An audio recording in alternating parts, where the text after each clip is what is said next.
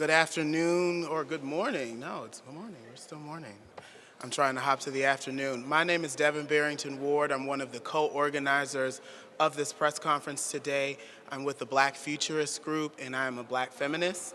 And I appreciate you all being here today as we gather men here at the state capitol, along with our colleagues and the women who have been leading the charge against House Bill 481. And we're here today to stand in solidarity. We're here today to challenge more men to speak up and speak boldly about the right for a woman to choose, about abortion access, about reproductive justice. It's time for us to stand in solidarity and to end our silence. We can no longer stand in the sidelines. The time is now. And so I will be giving remarks throughout the press conference, but I would first like to bring up the other co-organizer of this press conference, our State Representative David Dreyer. Thanks, Devin. Of course. First, I want to thank Devin for his leadership on this. I want to thank the other folks that have joined us here. They represent a lot of organizations. These folks have stood for equality in every aspect, and this today, of course, is about gender equality. I want to begin, though, by thanking women. I want to thank my colleagues that have fought so hard on this. I want to thank the folks that fight every day in a professional capacity for women's equality in Georgia. And I want to thank everyday women who should not have had to take their time to fight for their own rights here, but they've done it anyway. And I want to thank every woman that shared a painful personal story. I'm sorry that was necessary, but we are standing with you, and we applaud and we appreciate your courage. First, men should not be drafting legislation about women's reproductive rights. A colleague and a good friend of mine reminded me that women in our society often aren't even able to speak about reproductive health and menstrual issues, which is even more reason that men should not be legislating on women's issues. As part of the 7 in 10 Americans who support safe and legal abortion, Men for Choice stand with women across the country in a shared fight for reproductive freedom. When politicians judge a woman's personal decisions or try to take away our family's health care options, that affects us all.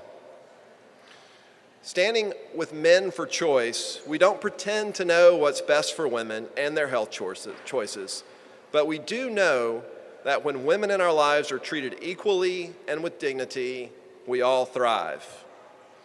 This is part of over a half dozen events in other states for men that are standing with solidarity for women and their right to make their health care choices. What happened recently here in the House and in the Senate is you saw a group of men make decisions about women's health care issues. What we could have done is respected women's rights and left it alone altogether. Or we could have let just the women in the House and the women in the Senate cast a vote on this important issue. But what would have resulted that way, right? About 85%, 90% of the votes would have been cast against this. Now, I'm not ever in favor of putting people's rights up for a vote, which is why we have the rule of law, the Constitution, and the Supreme Court and Roe v. Wade in our country. But what were to happen if we were to put this issue up on the ballot for only women to vote in 2020 in Georgia or across the country? I think the Republicans know what would happen. I think there would be a landslide of support for women and women's equality and women's rights over their own reproductive health, which would flip the United States Senate and it would flip the White House. So I don't think we're going to be given that opportunity. But again, I don't think we should put people's rights up for a vote. But at the very least, if we were, we should only let women vote on those issues. But we should continue to respect women's privacy. We should not put women in positions where they have to talk about the most personal and private issues for all to hear just so they have basic decency and basic rights. So I'm proud to stand with a lot of other men across the country for women's equality and for women's right to determine their own reproductive health. I'll turn it back over to Devin. Thank you. Thank you.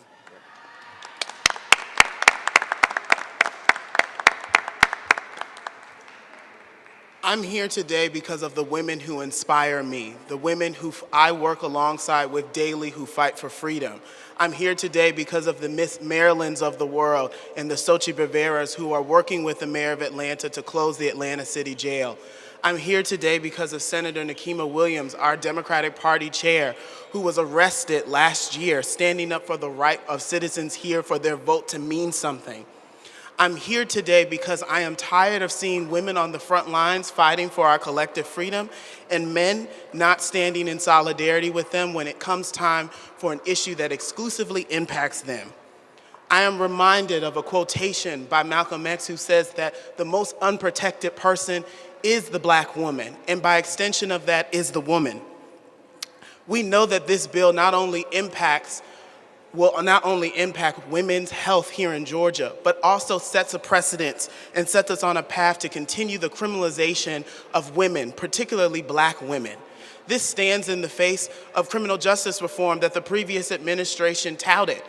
Governor Deal was all about not locking up more people. This sets a precedent where we will be locking up women because of their health issues. I think it's time that we really prioritize and reprioritize what we're working down here at the state capitol, what we're working on. We should be working on reducing the deaths among women, particularly black women, during pregnancy here in Georgia. We have pregnancy death rates that are higher than those in undeveloped countries. We should be ending mother-to-child transmission of HIV here in Georgia. We still haven't been able to do that here. We should be ending the practice of shackling women in our jails and prisons during pregnancy. That bill was vetoed by our governor. And we should be doing more to end the HIV epidemic here in Georgia. Those are the priorities that we should be making. That's the work that we should be doing here in Georgia. The disparities and the war on women that is being driven by this Republican Party and this governor, while they are responsible, men collectively must bear some responsibility.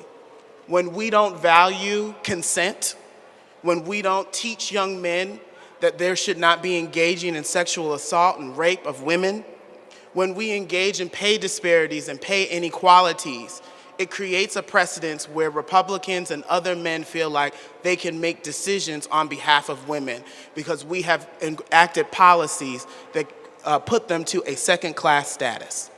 I, for one, won't stand that.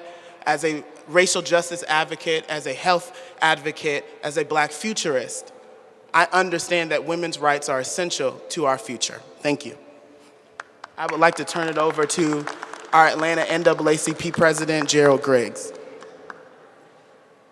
It's really an honor to stand here shoulder to shoulder with so many strong men in being an ally to our women. And I must say I'm ashamed. I'm ashamed of Georgia and the steps that we are taking going backwards in a repressive manner. And as one of the co-founders of the Women's March, we've always said in one voice that we're not taking one step backwards. We've always been allies, and now I want to call on every man within the sound of my voice. It's time to come out from the shadows. It's time to stand up for the rights of women. It's time to allow them to make the choice that is the most personal choice that they can make. So I stand in support as a son. I stand in support as a father. I stand in support as a friend. But more importantly, I stand in support as an attorney. Because all the time I hear a certain party talking about precedent and talking about the rule of law.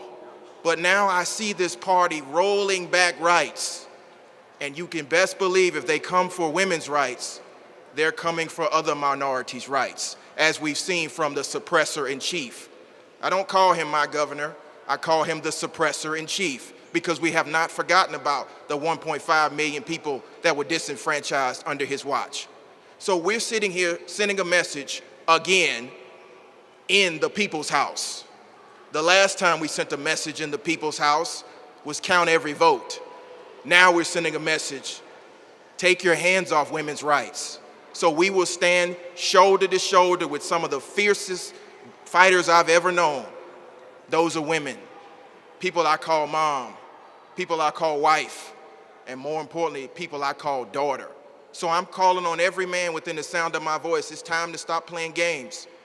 It's time to stand up and support the rights of all individuals, starting with the rights of women. I'm Attorney Gerald Griggs, and I believe that we should allow women to make the choice. Thank you.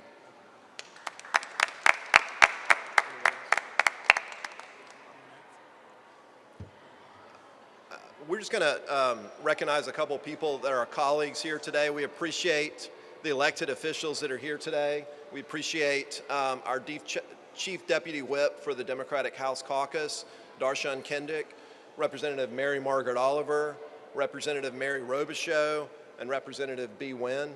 Thank you all for being here and standing with us. And one small correction, we originally got an indication that the anti-shackling of incarcerated women bill was going to be vetoed. It was not, it was signed.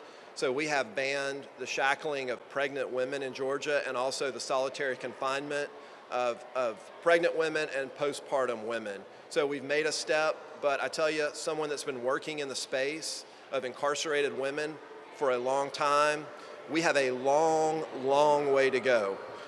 There are so many women in prison that have grow up poor, that have been sexually assaulted, that have PTSD, traumatic brain injuries, and there's often no voice for them down here, so we have a lot of work to do. But again, as Devin said, as Gerald said, we call on all men to stand up. No matter where you are, stand up and say you support equality for everyone, starting with the women in your life. Thank you all for being here. Oh, excuse me, one more. Go ahead, Phil, thank you. I just wanted to say that there's one other minority in Georgia that should be concerned. Men are a minority. Women rule. Yes. Do we have any questions from members of the press? I think we were really clear. Okay, all right, that works too. Okay, well, thank you all so much for being here. We appreciate it.